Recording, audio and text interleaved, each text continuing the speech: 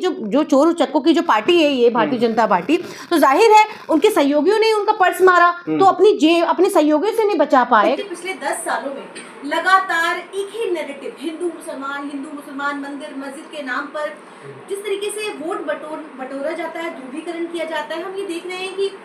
पिछले 10 सालों में लगातार एक तरफा कार्यवाही चल रही है, चाहे वो बुलडोजर की बात करें, चाहे आप लिंचिंग की बात करें, मुसलमानों के कत्लेआम की बात करें, नरसंहार की बात करें। जिस तरीके से जो नफरती बयान आ रहे हैं, नफरती तरीके से देश को तोड़ने की बातें हो रही है, ये कब और किस तरीके से इस पर लगाम लगेगा?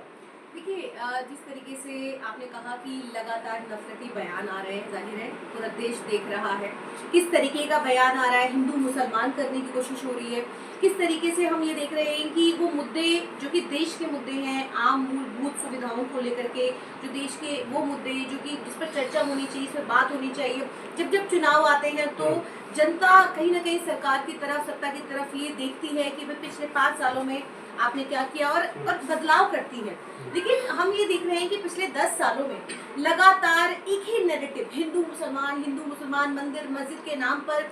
जिस तरीके से वोट बटोरा जाता है, ध्रुवीकरण किया जाता है, हम ये देख रहे हैं कि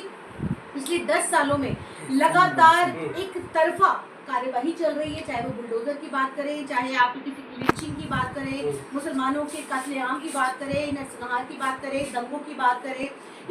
या हम ये देख रहे हैं कि जिस तरीके से लगातार एक समुदाय को टारगेट किसी भी तरीके से किया जा रहा है, तो देश के अंदर सिर्फ और सिर्फ ये चल रहा है। क्योंकि अगर दूसरा मुद्दा ऐसा लगता है कि देश के अंदर है ही नहीं, लोगों को सिर्फ यही नैरेटिव दिया जा रहा है, यही बताया जा रहा है। देखिए, देश के अंदर किसी को रोजगार नहीं चाहिए, किसी को शिक्षा नहीं चाहिए, किसी को देखो पानी नहीं चाहिए, सड़क नहीं चाहिए, किसी को अस्पताल नहीं चाहिए, लोगों को अगर चाहिए तो सिर्फ और सिर्फ हिंदू मुसलमान की नफरत चाहिए। आज देश को ये बताया जा रहा है कि देखो तुम्हें कुछ नहीं चाहिए, तुम्हें सिर्फ और सिर्फ हम जो देना चाहते हैं वो नफरत परोसना चाहते हैं, नफरत परोस रहे हैं। और सिर्फ आज हिंदुस्तान के लोगों को सिर्फ और सिर्फ उसमें लगा दिया गया है कि लोग सिर्फ इस बात को सोचने पर मजबूर हों कि धर्म कितना खतरे में है, हम कितना खतरे में हैं। अगर मुसलमान की जनसंख्या बढ़ेगी तो देखिए किस तरीके से हमारा अस्तित्व खतरे में आ जाएगा, हिंदुत्व खतरे में आ जाएगा। तो आज सिर्फ और सिर्फ हिंदू मुसलमान पर बात हो रही है और उसी के नाम पर ये तमाम दंगे नफरत ये जो परोसी जा रही है और ध्रुवीकरण किया जा रहा है, आपस में एक दूसरे को लड़ाया जा रहा है। आज देखिए, बहुत अफसोस होता है कि जिस तरीके से भाजपा लगातार पिछले 10 सालों से लगातार हिंदू मुसलमान करिए, अगर आप उठा करके अगर आप देखेंगे, अगर आंकड़ों की बात करी जाए तो आपको ये पता चलेगा कि किस तरीके से पिछले 10 सालों में कितने ऐसे घर हैं जो बुलडोज कर दिए गए, गिरा दिए गए, सिर्फ एक आरोप के नाम पर कितनी लिंचिंग हो गई। क्योंकि देश के अंदर बहुत ही ज्यादा कानून व्यवस्था ठप है। आप अगर आप संविधान की बात करें तो संविधान जो कहता है, आज लगता है कि उसकी कोई वैल्यू ही नहीं हो गई है जी। लेकिन जहां तक कि एक टारगेट की बात हो, मतलब काट देंगे, दफना देंगे, ऐसे कहने वाले के सामने में देश के गृह मंत्री अमित शाह जी बैठे हुए रहते हैं, फिर भी चुप रहते हैं और अंदर अंदर मुस्कुरा रहते हैं। देखिए, जब मिथुन चक्रवर्ती का इस तरीके का बयान आता तो ऐसा नहीं लगता कि पहली बार आया ये बयान, या ऐसा नहीं लगता हिंदुस्तान के मुसलमानों को या किसी को भी कि ये ऐसा बयान 2014 के बाद हम पहली बार सुन रहे हैं, या इससे पहले कोई ऐसा बयान ही नहीं दिया गया। आपको याद दिलाना चाहती हूँ कि जिस तरीके से रमेश बिदूड़ी ने भरी संसद के अंदर एक अपने साथी सांसद को किस तरीके से आतंकवादी, उग्रवादी और ऐसे शब्द बोले जो शायद मुझे नहीं लगता मुझे बोलने चाहिए, ऐसे तमाम वो जो सांसद हैं, वो जो मुख्यमंत्री के पद पर बैठे हैं, वो किस तरीके की बड़े बड़े मंचों से कैसी बातें बोलते हैं, मुसलमानों के आर्थिक बहिष्कार की बात करते हैं। मिथुन चक्रवर्ती हो, चाहे हेमंत शर्मा बिस्वा हो, या मुख्यमंत्री योगी आदित्यनाथ हो, या अमित शाह हो, या फिर हम बात करें प्रधानमंत्री जी की जो कि कपड़े से पहचानने की बात करते हैं। देखिए, आज मिथुन चक्रवर्ती जब एक समुदाय के नरसंहार की बात करते हैं, नदी में काट करके ये कहते हैं कि मैं नदी में नहीं बहाऊंगा, मैं तो उनकी जमीन में उनको गाड़ दूंगा, इस तरीके की बात करते हैं। हेमंत शर्मा बिस्वा, आपने देखा कि उनका बयान, आपने देखा कि किस तरीके का नफरती बयान, मुख्यमंत्री का बटेंगे कटेंगे का बयान तो हमने सुन लिया कि वो देश को ये कहते हैं कि देखिए एक चुना हुआ मुख्यमंत्री जो संविधान की शपथ लेकर के वो इस तरीके का नफरती बयान दे रहा है, उनकी क्या जिम्मेदारी है? चुनाव के वक्त ही ऐसा जहरीले बयान क्यों आते हैं सामने? देखिए, चुनाव के वक्त ही ऐसे बयान आते हैं, क्योंकि ध्रुवीकरण करके जो चुनाव जीतते हैं, जो हिंदू मुसलमान करके चुनाव जीतते हैं, तो जाहिर है उनके पास कोई और मुद्दा नहीं है। तो क्योंकि देखिए, जब 2014 से पहले के अगर आप मुद्दे उठाकर देखेंगे तो आपको मालूम चलेगा कि तब प्रधानमंत्री के तमाम वो बातें, मेरे पास एक क्लिप भी है जो जिसमें प्रधानमंत्री जी कह रहे हैं कि अब जो मुसलमानों का विरोध कर रहा है वो यानी कि वो हिंदू नहीं है। तो ऐसा भी वीडियो अगर आप फिर तलाशेंगे सोशल मीडिया पर तो आपको बिल्कुल मिल जाएगा। तो कहते हैं कि वो तो प्रधानमंत्री तो यहाँ तक कह रहे हैं कि जो मुसलमानों का विरोध कर रहा है वो हिंदू नहीं है। तो ऐसे तमाम मुद्दे, जो अच्छे दिन की बात होती थी, मुद्दों की बात हो रही थी, और प्रधानमंत्री जी कहते थे मुझे 50 दिन दे दो, फिर नहीं तो किसी भी चौराहे पर बुला लेना और मुझे जो सज़ा देनी हो वो दे देना। 50 दिन मांगे थे और आज हम 10 साल दे चुके। नोटबंदी, जीएसटी हम देख चुके, वो तमाम वादे जो जुमले साबित हो गए। अच्छे दिन, बुलेट ट्रेन, 2022 तक सबको अपना पक्का घर, जल, नल, एलईडी बल्ब की बात हुई थी। जिस तरीके से प्रधानमंत्री जी कहते थे बैंक में जो काला धन रखा हुआ है 15-15 लाख लोगों को मिल जाएगा। ठीक है, आज कुछ देने की बात प्रधानमंत्री जी करते ही नहीं है। आज देखिए कि छिन जाने की बात करते हैं। लगातार एक डर का माहौल बनाने की कोशिश हो रही है। डर का माहौल बनाने की कोशिश किया जा रहा है, या नफरती बयान दिया जा रहा है, या लोगों को तोड़ने की बातें की जा रही है चुनाव के वक्त। चुनाव आयोग क्यों चुप है? देखिए, चुनाव आयोग तो लगातार उनको कितनी शिकायतें लोकसभा चुनाव के अंदर आपने देखा कि कांग्रेस ने 117 शिकायत पत्र भेजे थे, जिसके अंदर से एक भी, आप देखिए बताइए मुझे कि 117 शिकायत पत्रों में एक भी ऐसा कोई पत्र नहीं था जिस पर कार्यवाही करनी चाहिए थी चुनाव आयोग को। देखिए, आज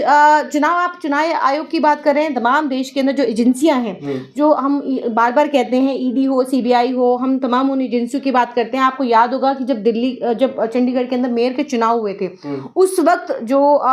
सुप्रीम कोर्ट क्यों जाना पड़ा था, तब जाकर के मेयर के चुनाव हो पाए थे, वरना हम देख रहे थे चुनाव आयोग खामोश था। चुनाव आयोग बिल्कुल एक तरफा, जो जिस तरीके से एक तरफा बात करता है। तो हम ये देखते हैं कि मशीनों के, हरियाणा के चुनाव के अंदर आपने देखा कि किस तरीके से मशीनरीज के ऊपर सवाल उठे, क्यों बैटरीज के ऊपर सवाल उठे, लेकिन चुनाव आयोग कोई किसी भी तरीके की ना कोई जांच है, ना किसी भी तरीके से उस चुनाव के बाद की। अब जहाँ तक कि लोगों ने शिकायतें की कि हमारा तक जो हमने वोट दिया है, हमारे तक वोट नहीं आता है,